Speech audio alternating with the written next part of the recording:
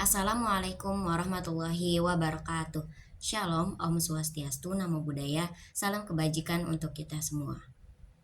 Yang terhormat kepada Bapak Arif Solehudin Eskom Mkom selaku dosen pengampu mata kuliah Final Project Literasi Digital serta teman-teman yang saya banggakan.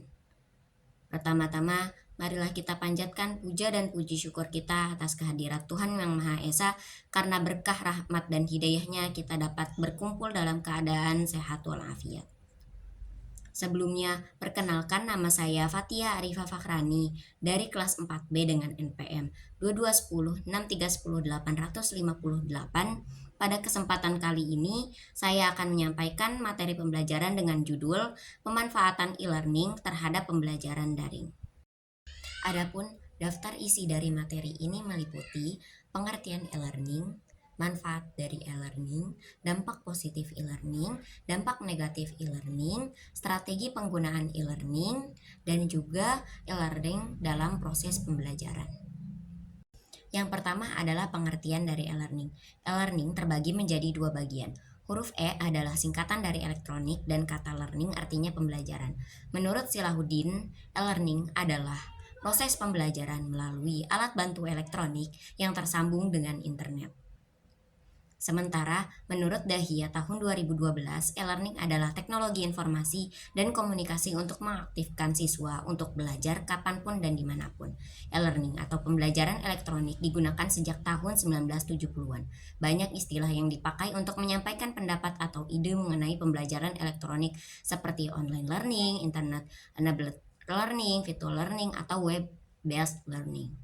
Menurut Clark and Mayer, e-learning memiliki ciri-ciri antara lain memiliki konten yang sesuai dengan tujuan pembelajaran, menggunakan metode instruksional, misalnya penyajian contoh dan latihan untuk meningkatkan pembelajaran, menggunakan unsur-unsur media seperti kata-kata dan gambar untuk menyampaikan materi pembelajaran.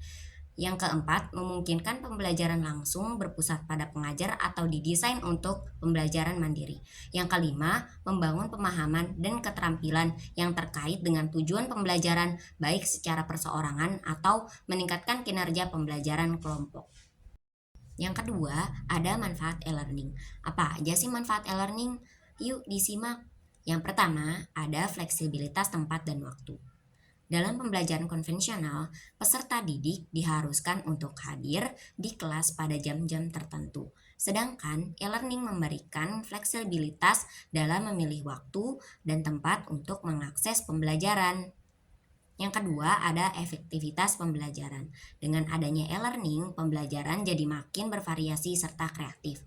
Hal tersebut bisa berupa simulasi, pemecahan kasus, permainan, animasi, kuis melalui web, dan sebagainya.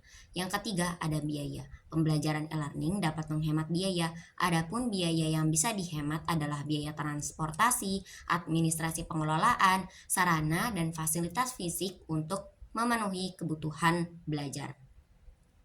Yang keempat, ada aksesibilitas yang lebih luas. Dalam penggunaan e-learning, pengguna atau peserta didik dapat mengakses pembelajaran dengan cepat dan praktis. Jika pembelajaran konvensional haruslah membuka buku terlebih dahulu, kini pembelajaran bisa dilakukan dengan menggunakan telepon seluler. Jadi, peserta didik bisa membuka materi ataupun mengerjakan tugas kapan saja dan di mana saja. Yang kelima, evaluasi lebih efisien. Evaluasi dalam pendidikan merupakan satu hal yang sangat penting bagi pendidik maupun peserta didik.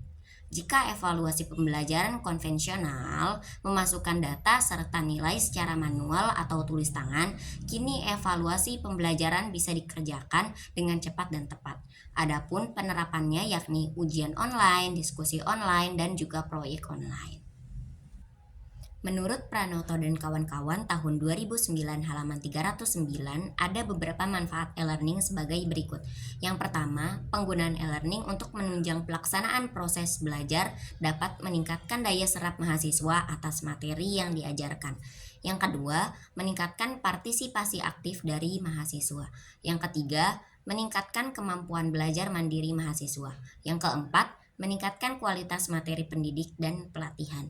Yang kelima, meningkatkan kemampuan menampilkan informasi dengan perangkat teknologi informasi.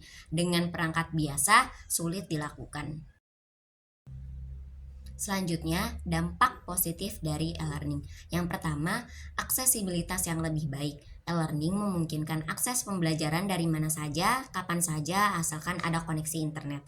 Ini memungkinkan orang untuk belajar secara fleksibel sesuai dengan jadwal dan preferensi mereka.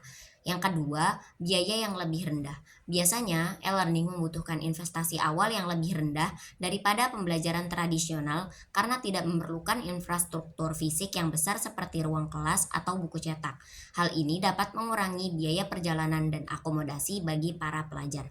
Yang ketiga, dukungan pembelajaran yang personalisasi. Platform e-learning seringkali menyediakan alat-alat untuk melacak kemajuan dan memberikan umpan balik yang disesuaikan dengan kebutuhan individu, memungkinkan pengalaman pembelajaran yang lebih dipersonalisasi. Yang keempat, peningkatan akses untuk kelompok rentan. E-learning dapat menjadi solusi untuk mereka yang kesulitan menghadiri kelas secara fisik karena berbagai alasan seperti keterbatasan mobilitas atau jarak geografis yang jauh. Selain memiliki dampak positif, e-learning memiliki dampak negatif juga loh. Yang pertama, ada keterbatasan interaksi sosial. Pembelajaran online cenderung mengurangi interaksi langsung antara siswa dan pengajar serta antara sesama siswa. Ini dapat mengurangi pengalaman belajar kolaboratif dan pengembangan keterampilan sosial. Yang kedua, tantangan teknis. Tidak semua orang memiliki akses yang stabil dan andal ke internet atau perangkat yang diperlukan untuk e-learning seperti komputer atau tablet. Ini dapat menciptakan kesenjangan akses dan menghambat partisipasi yang merata. Yang ketiga, kurangnya pengawasan dan motivasi. Beberapa siswa mungkin mengalami kesulitan dalam mempertahankan motivasi dan disiplin diri saat belajar secara online karena kurangnya pengawasan langsung dari pengajar dan kurangnya tekanan sosial dari teman sekelas. Yang keempat, kurangnya pengalaman praktis. Beberapa jenis pembelajaran seperti percobaan laboratorium atau praktik keterampilan fisik mungkin sulit diimplementasikan secara online yang dapat mengurangi pengalaman praktis yang penting dalam beberapa bidang studi. Kemudian, ada strategi penggunaan e-learning. Dalam penggunaan e-learning, perlu adanya strategi yang jelas untuk dijadikan sebuah pedoman dalam penerapannya. MP tahun 2005 mengatakan bahwa penyusunan strategi e-learning berguna untuk yang pertama, memperjelas tujuan pelatihan atau pendidikan yang ingin dicapai. Kedua, mengetahui sumber daya yang dibutuhkan. Ketiga, membuat semua pihak yang terlibat untuk tetap mengacu pada tujuan yang sama. Keempat, mengetahui pengukuran keberhasilan. Strategi e-learning mencakup 4 fase, yakni analisis, perencanaan, pelaksanaan, dan evaluasi. Yang pertama, analisis. Faktor-faktor yang perlu dianalisis yakni kebutuhan organisasi dengan memperhatikan kondisi sekarang serta eksistensi e-learning dalam memberikan dampak positif. Di samping itu, ada juga analisis infrastruktur organisasi terhadap pelaksanaan penggunaan e-learning. 2. Perencanaan. Fase perencanaan yang harus diteliti yakni network, learning management system, bahan ajar, dan manajemen pengelolaan. Pada tahap ini diperlukan keahlian project management yang tepat untuk memastikan koordinasi dan eksekusi pekerjaan sesuai dengan rencana dan tidak melenceng dari tujuan serta strategi. Yang ketiga, pelaksanaan. Tahap ini memerlukan keahlian project management yang baik untuk memastikan koordinasi dan eksekusi pekerjaan sesuai rencana dan tidak menyimpang dari tujuan dan strategi. Yang keempat, evaluasi. Setelah melaksanakan rencana penerapan e-learning, selanjutnya menilai keberhasilan program. Terakhir, ada e-learning dalam proses pembelajaran. Proses pembelajaran berbasis e-learning dapat dilaksanakan dalam berbagai cara, seperti berikut ini. Yang pertama, proses pembelajaran secara konvensional lebih banyak face-to-face meeting dengan tambahan pembelajaran melalui media interaktif komputer melalui internet atau menggunakan grafik interaktif komputer. Yang kedua, dengan metode campuran, yakni sebagian besar proses pembelajaran dilakukan melalui komputer, namun tetap juga menggunakan face-to-face meeting untuk kepentingan tutorial atau mendiskusikan bahan ajar. Yang ketiga, metode pembelajaran yang secara keseluruhan hanya dilakukan secara online. Metode ini sama sekali tidak ditemukan face-to-face meeting. Model pembelajaran berbasis e-learning berfokus pada research, based learning yang disebut juga dengan learner-centered learning. Dengan model tersebut, peserta didik mampu memperoleh bahan ajar dari tempatnya masing-masing atau melalui personal komputer di rumah masing-masing. Kelebihan dari model pembelajaran tersebut adalah tingkat kemandirian peserta didik jauh lebih baik dan kemahiran mereka dalam berkomunikasi akan menunjukkan kemajuan yang signifikan.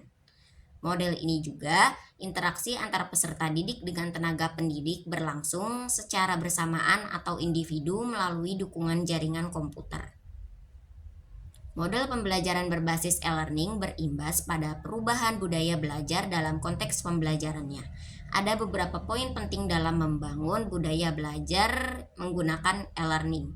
Yang pertama, peserta didik dituntut secara mandiri dalam belajar dengan berbagai pendekatan yang sesuai agar mereka mampu mengarahkan, memotivasi, mengatur dirinya sendiri dalam pembelajaran. Yang kedua, pendidik mampu mengembangkan pengetahuan dan keterampilan, memfasilitasi dalam pembelajaran, memahami belajar, dan hal-hal yang dibutuhkan dalam pembelajaran. Yang ketiga, tersedianya infrastruktur yang memadai.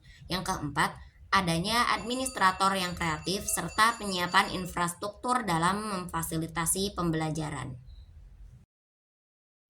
Karena materi yang saya sampaikan sudah selesai, waktunya untuk berdiskusi. Bagi teman-teman yang ingin bertanya ataupun berpendapat, dipersilakan.